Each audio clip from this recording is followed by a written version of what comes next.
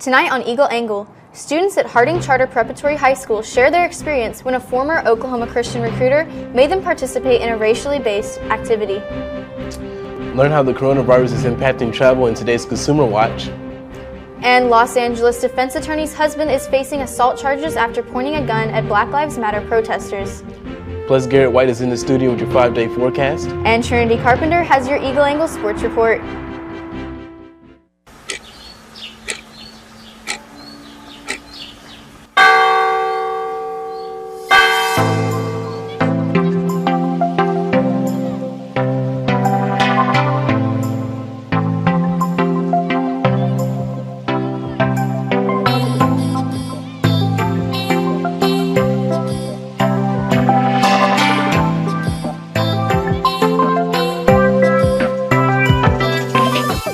Hello and welcome to Eagle Angle. I'm Reagan Meyer. I'm Elijah Johnson. Eagle Angle is a student-produced newscast live from the campus of Oklahoma Christian University.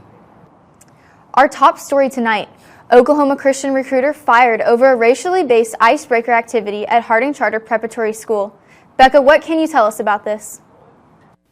Oklahoma Christian University has hit the national spotlight, but not for the reasons they would hope. Outrage was sparked last week when a now former OC recruiter led a racially based activity at a local high school during his visit. Cedric Sunray was fired within the hour after making juniors at Harding Charter Preparatory High School line up first by the color of their skin and then by the texture of their hair. And he said, all right, I want the darkest in the front and the lightest in the back. It didn't take long to realize this was not a normal icebreaker activity. Cedric Sunray, a recruiter for Oklahoma Christian, visited Harding Charter Preparatory School and had the students separate by the color of their skin. Harding Prep's principal Stephen Stefanik contacted Oklahoma Christian's administration, and Sunray was fired within the hour. He never explained the actual value of the activity. He just told us to get up in lines and follow directions. I was like, okay. The president of Oklahoma Christian, John DeSteiger, apologized to Harding Charter Prep on Monday. I'm embarrassed, and I'm ashamed, and I am mad at what happened. Officials at the university say Sunray was under investigation for using the same racially based icebreaker game on Oklahoma Christian's campus on February 13th. This recruiter should have been sidelined. He should not have been going out and making presentations during the investigation. Sunray released an official response to the Christian Chronicle claiming he had performed the activity 87 times before Harding Prep's presentation. He went on to call his teaching methods, quote, unorthodox, humorous, challenging, and most importantly, necessary, end quote. When questioned on how OC will change their hiring process, President DeSteiger promised that Oklahoma Christian will create mandatory cultural training for all employees in the future. We are going to institute mandatory training that I think will be very beneficial for all of our staff members and faculty members as well. Despite these promises, many students shared their feelings towards Oklahoma Christian have changed since the incident with Sunray. Some had even considered OC as a potential university for after graduation, but not anymore. That makes me rethink my whole purpose of wanting to apply to that college. Some of the Harding Charter Prep students I talked to gave an interesting perspective we weren't expecting to hear. The students said while Cedric Sunray showed a blatant act of racism that hurt them and cannot be condoned, they deal with what they referred to as hidden racism every day within their school. Our school is a little racist, I guess, towards people that are black and brown and Asian.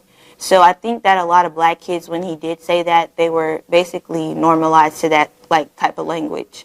So they didn't really find it offensive because they were so used to being discriminated against in their own school building. They're hoping they can use this incident to open larger dialogues about racial and cultural sensitivity in their community and school. Harding is not a perfect school that you think it is. So I honestly feel like we as a minority need to have voices here. These students are already using this opportunity to take matters into their own hands. We actually had a junior class assembly talking about what we could do better for our school and the solutions, which also gave another chance for the minorities to talk. So I know he did something really bad with the nappy hair and the dark skin, but I think it was kind of it gave us a chance, people that look like me, a chance to talk. We'll keep you updated on all future developments of this story on our social media. Reporting from Oklahoma Christian University for Eagle Angle, I'm Becca Koshorik. Thank you, Becca. This weekend, OC will premiere Spring Sing, one of the most popular events on campus. Spring Sing is a student-run social club competition. Each club will sing and dance its way through a medley of songs with parody lyrics that fit each club's unique theme. This year's overall theme is 2020 Vision. Hosts and hostesses will also perform with a live band. With 9 clubs, the freshman class, and the hosts, the performance encompasses a majority of students on campus. Tickets sell out fast for this event, so get yours today. A special performance open to students and staff will be tomorrow night, March 5th at 7 p.m. Students can get 1 free ticket at the box office for each student ID. The regular showings will be 8 p.m. on March 6th, with 2 shows at 2 p.m. and 8 p.m. on March 7th.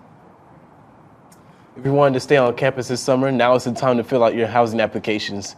Dates for summer housing are April 25th to August 21st. Housing costs are $125 a week for a shared room and $150 a week for a private room.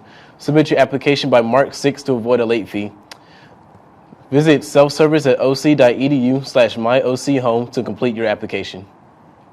If you have any stories that you want us to report on, send us an email to our news producer at becca.koshorik@eagles.oc.edu. Now for our national news. The husband of the Los Angeles DA is facing assault with a deadly weapon charges after pointing a gun at Black Lives Matter protesters.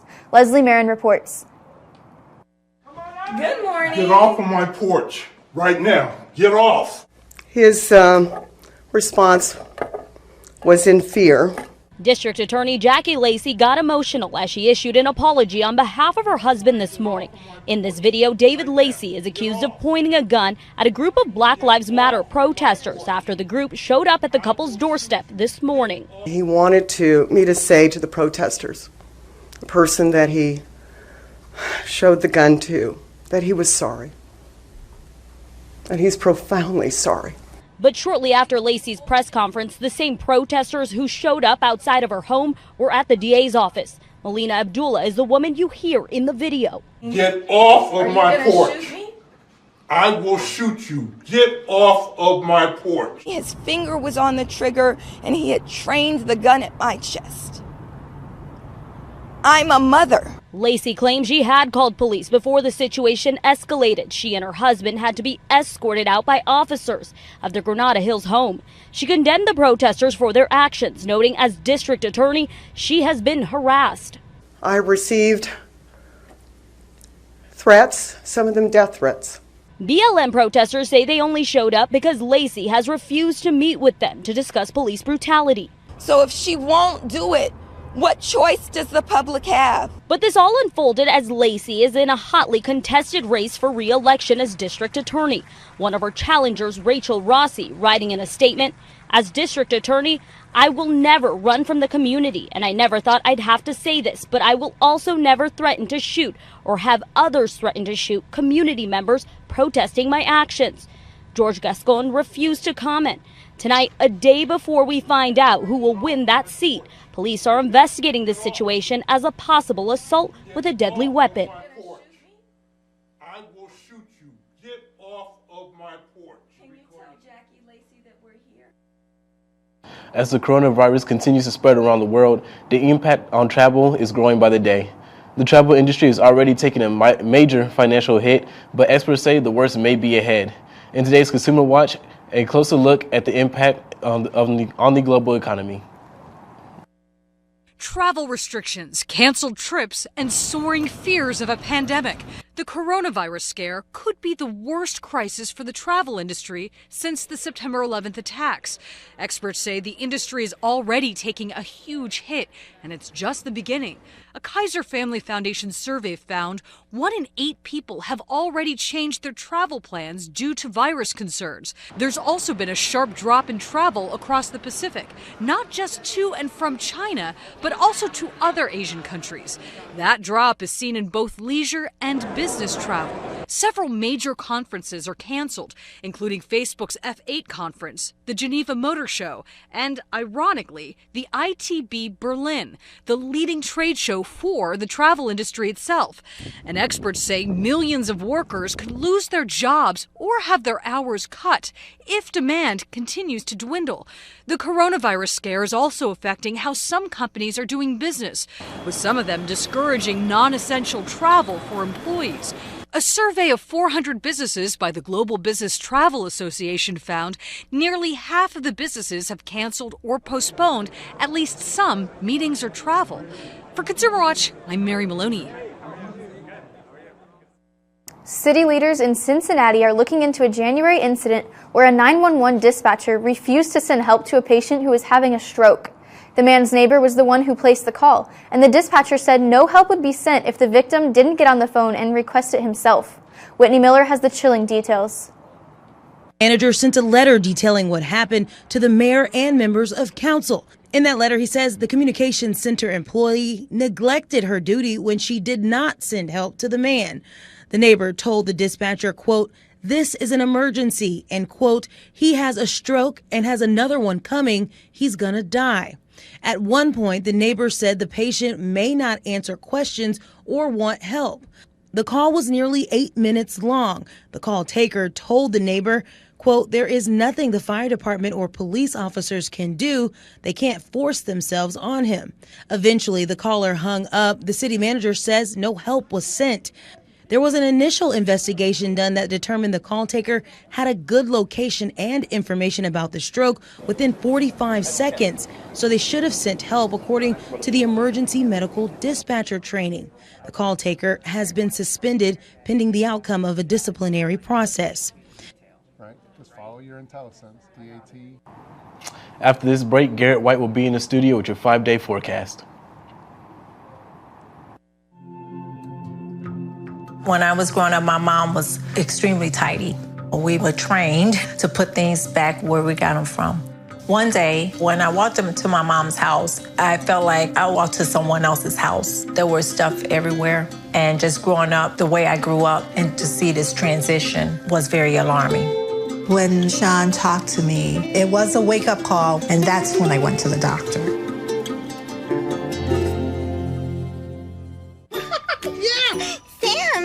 Oh, hey, Julia. Are you ready to play band with us? I'm going to play my clarinet. And Elmo's going to play his drum. Drum loud. Oh, well, you know what to do, Julia. Julia knows. Mm-hmm. With Julia's autism, loud sounds can be too much. But she still loves to make music. Play band. Early screening for autism can make a lifetime of difference. Find out more at screenforautism.org. This is the story of a boy who is very sensitive to lights and sounds. So he built secret hiding places where nothing could get in. The boy didn't like looking people in the eye. It made him feel uncomfortable. One day, he found out he had something called autism. His family got him help. And slowly, he learned how to live with it better. Early intervention can make a lifetime of difference. Learn the signs at autismspeaks.org. Good afternoon, Oklahoma. Currently, some wonderful spring weather outside, 58 degrees and sunny. Now, as the sun sets, the temperature will drop quite significantly, but for now, it feels like 57 degrees. As we take a look at the state of Oklahoma, in Ada, it is 55 degrees, followed by 56 degrees in Ardmore. Now, for the next 4 cities, all with the same temperature, starting in Miami, going to Durant, then to Altus and Elk City, all at 57 degrees. Now, Lawton and OKC at 58 degrees.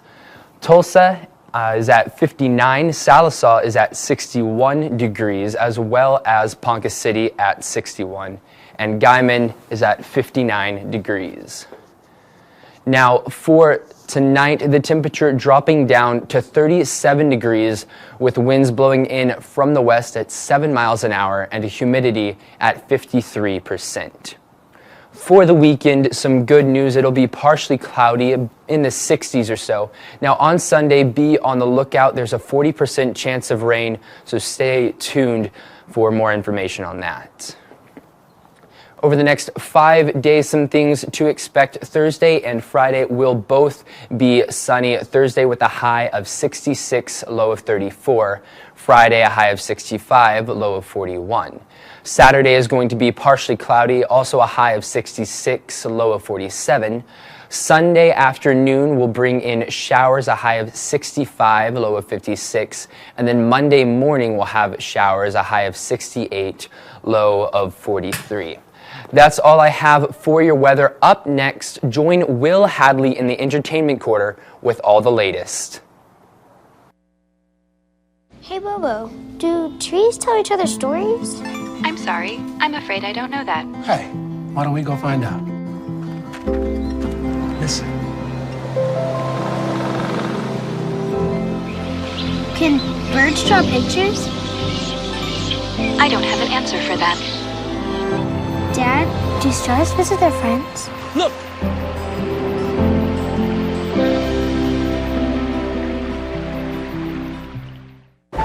Natural disasters are a fact of life in the U.S. And between activities and school, chances are you won't be with your kids when they happen. Will they know what to do? Ready.gov/kids can help your children feel prepared, not scared. So talk with your family today.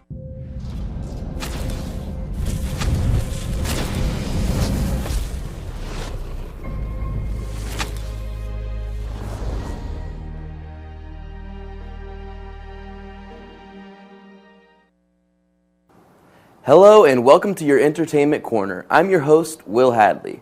And first up, English singer, songwriter, and actor Harry Styles was mugged near his home in Hampstead, England on Valentine's Day. The 26-year-old jokes that if he had had a date for Valentine's, it wouldn't have happened. The former boy band star of One Direction says he was walking by himself when a group of men started following him. He tried to evade them, but they caught up to him, and one of them had a knife. Harry handed over his cash but refused to give up his smartphone. Fortunately, Harry was able to use an approaching car as a distraction to run away. Styles added that whenever he isn't touring, he likes to take a nightly walk without security in order to stay grounded. He does have a night guard posted at his London home. He told the story on Howard Stern's satellite radio show. At 91 years old, Mickey Mouse has waited a long time to finally get his own ride at a Disney theme park. Starting Wednesday, Mickey and Minnie's Runaway Railway will open inside Disney's Hollywood Studios in Orlando. The ride is housed inside a recreation of the famous Chinese theater on Hollywood Boulevard at the Walt Disney World Resort. Riders say it is more charming than thrilling. The actual ride vehicle is trackless, which allows it to move unexpectedly, but it is never scary. For the new Mickey and Minnie's Runaway Railway, there is no height requirement, and anyone of any age can ride. And now, let's check out what David Daniel has to say in this week's Hollywood Minute. I promised you, didn't I? And here we are. The Call of the Wild has fared decently at the box office so far, but all that CGI, including the dog, doesn't come cheap. According to Variety, the film from Disney-owned 20th Century Studios cost more than $125 million to produce, and it's expected to lose around $50 million. It's real.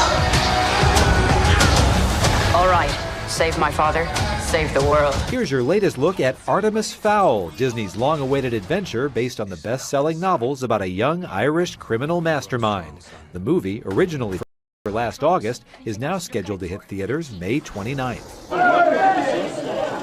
Woody Allen's not having much luck getting movies released in the U.S. How about a book? Grand Central Publishing is set to release the controversial filmmaker's autobiography titled Apropos of Nothing. The publisher says the memoir will feature, quote, a comprehensive account of his life, both personal and professional. It's due in stores April 7th. In Hollywood, I'm David Daniel. Looks like that's it for this week. Tune in next week to check out what's latest in entertainment. Now, back to the desk for sports. I'm Trinity Carpenter, and this is your Eagle Angle Sports Report. Both the girls and the guys clinched into the Lone Star Conference Tournament on Saturday, and they were both in action yesterday. For the girls, they would travel to New Mexico to take on Eastern New Mexico in the first round of the tournament. The Lady Eagles would start off strong, leading 13-12 at the end of the first quarter. But in the second quarter, Eastern New Mexico would start to dominate, holding the Eagles to just 5 points in the second quarter. The Greyhounds would not hold back and go on to beat the Lady Eagles 70-52. Top scorer for the Oklahoma Christian was Madison Coyer with 11 points. The Lady Eagles end their season with 8 wins and 19 losses. As for the guys, they would travel to Dallas, Texas to take on DBU. Both teams would battle back and forth throughout the entire first half, but the Patriots would end up going into halftime with a 5-point lead. The Eagles' own Adrian Palmer Jr. would come out on fire in the second half, scoring 19 points while keeping OC in the game. Both teams would then have to go into overtime tied at 63. The Patriots and Eagles continued to battle back and forth until it came down to the last possession when the Eagles had the ball down by 2. OC would then miss the final shot from behind the arc and lose the heartbreaking game 69-67. Top scorer was Adrian Palmer Jr., who had 21 points. The Eagles end their season with 10 wins and 17 losses. The Eagles softball team played 4 games this past weekend. On Friday, they would take on Angelo State, who is the 8th best team in Division II, in a doubleheader. Oklahoma Christian would put up 6 runs in the first inning of the first game and go on to win 10-2. Then in the second game on Friday, the Eagles would continue to dominate, putting up 8 runs on 10 hits. While OC's own Lindsey Stokel would dominate on the mound, pitching a complete game shutout while only allowing 1 hit, giving Oklahoma Christian an 8-0 win over the Rams. OC would then play again on Sunday, but this time they would take on number 22 Lubbock Christian in a doubleheader. This game would go back and forth until the third inning when the Eagles would put up 3 runs and take a 4-1 lead. Oklahoma Christian would then hold off the Charples, winning 5-3 and giving Kel Crandall her 9th win of the season. OC would then get another solid outing from Stokel in the second game on Sunday, as she would allow just 1 run on 3 hits, as the Eagles would hold on in a close one, winning 2-1. Oklahoma Christian is now 19-3 on the regular season, and they are on an 8-game winning streak. The Eagles were also just put in the rankings, as they are now the 18th best team in Division II. The OC baseball team played on the road in a 4-game series this past weekend against Tarleton State. In the first game, Oklahoma Christian's bats came alive when they put up a run in every single inning of the game except for the 6th inning. OC would also have a great outing from Gabe Roddery on the mound, as he threw for 7 innings and gave up only 3 runs, giving him his 2nd win of the season. Eagles would take the game 15-5. Both teams would then play a doubleheader on Saturday, and in the first game, Oklahoma Christian fell behind early and trailed all the way until the top of the 7th inning, when they would score 9 runs and take a 2-run lead over Texas. But it wasn't enough, as the Texans would score 3 runs, including a walk-off single in the bottom of the 7th inning, as the Texans would go on to beat the Eagles 13-12. In the second game on Saturday, the Texans' bats continued, as they would put up a total of 9 runs against the Eagles and go on to beat OC 9-5. Then the 2 teams closed out the series on Sunday. Oklahoma Christian would get on the board, first scoring 2 runs in the first inning. OC would then increase their lead up to 6 in the 3rd inning before allowing a run. The Eagles would continue to dominate and split the series with Tarleton State, as they go on to win 8-5. Oklahoma Christian is now 6-12 on the regular season. That's your Eagle Angle Sports Report. Up next, 2 sisters meet for the first time after years of searching for each other. Stay with us. Hey, Kevin, you thinking about retirement? I'd love to, but I'm pretty busy with all this. Yeah. Hey, let's meet our retirement coach, Avo. A is for taking action. Not anxiety? No, Kevin, you're gonna be fine. You sing? Barely. V is for variety. And you dance? Sort of. Come on. O is for optimize your savings. Let Avo lead the way. Visit aceyourretirement.org today. Nice. Thanks. What do you think you're doing, Kevin? Was just gonna drive home. There are several warning signs present that you shouldn't be driving. Like hearing voices? Like your text-to-emoji ratio? Oh man, the selfies. Selfie. Nailed it. We all have warning signs that let us know that we're probably not okay to drive. Mine is pretending to be your subconscious. Craig, come on, man, let's put a ride home. 1 in 3 adults has pre-diabetes. That means it could be you, your favorite brother, your other brother, yes. you, your football buddy, your football buddy, you, your plumber, Breathe right into your foot. your plumber's masseuse, Yes. you, your dog walker, your cat jogger. With early diagnosis, prediabetes can be reversed. Take the risk test at doihaveprediabetes.org. They call me Maxie, but I prefer tripod. I was your above-average four-legged homie, and then wham, bam, minivan. Some people pity me. Now that's lame. I still run, fetch, and swim. And the ladies love me. I'm the ultimate wingman. Just don't ask me to high five.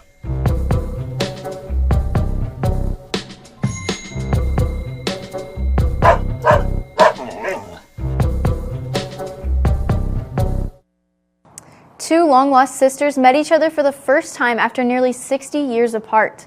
They both spent decades trying to find each other. Genevieve Curtis has the heartwarming story from Charlotte, North Carolina. I've been ready since 10 this morning, okay? Waiting for her. Gail Presnicki has been waiting for this day for decades. She knew her mother had given up a baby for adoption, but she'd never had any luck finding her sister. Back then, we didn't have the technology and such that we do today, so we weren't able to find her. Until this January, when she got a message from her sister Carolyn. Carolyn lives in Boston and flew to Charlotte today when they got to wrap their arms around each other for the first time. It's taken you forever. They grew up hundreds of miles away, but almost instantly, you can tell they're truly sisters. She talks as much as me, as fast as me, and as loud as me, and they're like, no way, and I go, ah. Carolyn spent years trying to find her birth family. You feel like you're solving the puzzle. But Catholic Charities sealed her adoption records. It was almost impossible. The records are still sealed. So she turned to Ancestry DNA and 23andMe to try and piece it all together. Through relatives and cousins, she was able to find Gail. Unfortunately, their mother died 20 years ago. I think God wanted us to meet each other. But their reunion has special meaning and timing. You see, they have a third sister, Donna, who died in December. Got in touch with her within 2 weeks of Donna passing. After 20 years. Gail, still reeling from the loss of her sister and best friend Donna, found her long-lost sister, Carolyn. But there's such a big hole in my heart, and you stepped in and took some of that away. The two plan to spend the week catching up on a lifetime of memories. I can't believe this is happening. I know. Surreal. Well, spring break is coming up. Are you ready for a break from school or what? I am ready for a break from school, and my birthday is coming up on spring break too, so I'm really excited for that, honestly. Well, that's exciting, yeah. Are you doing anything else fun? Civil rights trip with OC. That's definitely fun. Really interesting. It's gonna be fun. It's gonna be a nice long trip away from campus, out of classes and whatnot. Yes, time to rest and recover. While traveling, I guess. Rest and travel. All right. Well, thank you guys for watching Eagle Angle, where it's your campus. Your news.